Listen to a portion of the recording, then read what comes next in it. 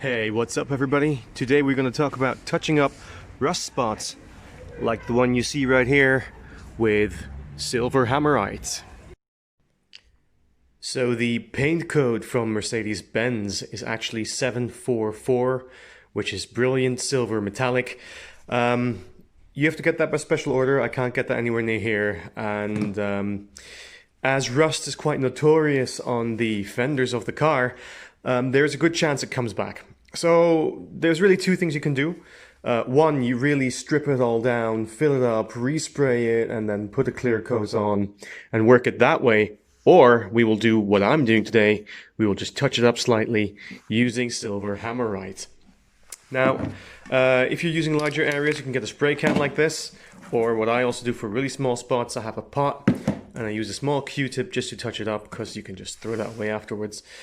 And the silver actually comes close to the 744, right? From a distance, you won't be able to tell. If you put your nose on it, of course, you'll see.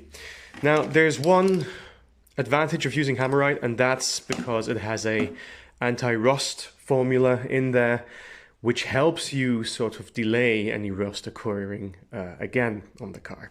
Having said that though, I've done this twice already and it just keeps on coming back, and I will one of these days have to do a bigger job. But to make my life easy, I have a sander here in my hand, which I can just use like so. Which will be great to take off the old paint and a bit of the rust, and then I will be using this pot today. We won't be touching up with the spray. Like I've already mentioned, these SLKs are notorious for developing rust on the fenders.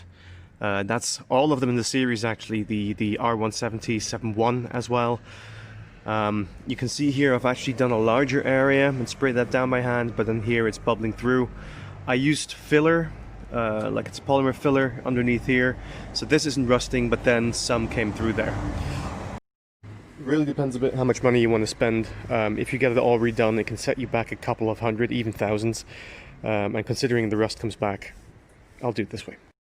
And now what we want to do is just make sure we get this off, like so.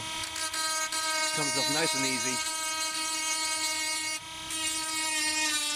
Get some of these bubbles whilst I'm at it. Here's some more.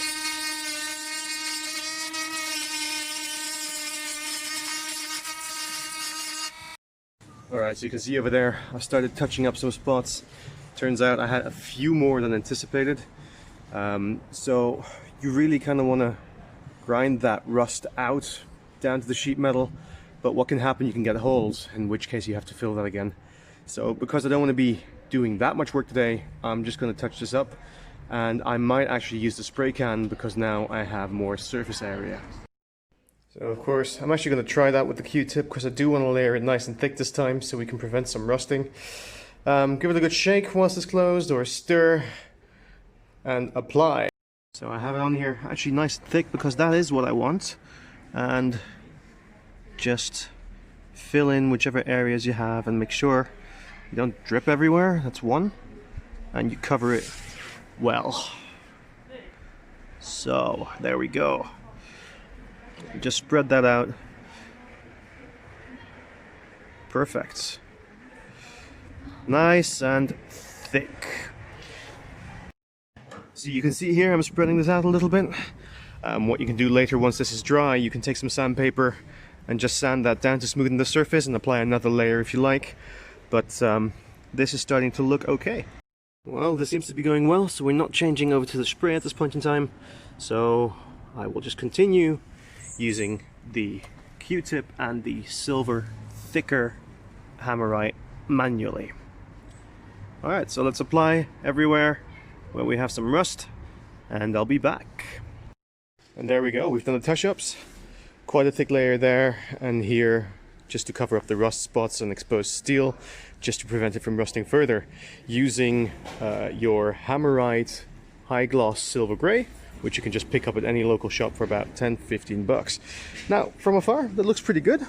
If we go in a bit closer, you will start seeing some differences there and there as well.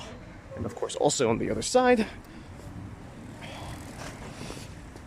Here, did some there. and going down there.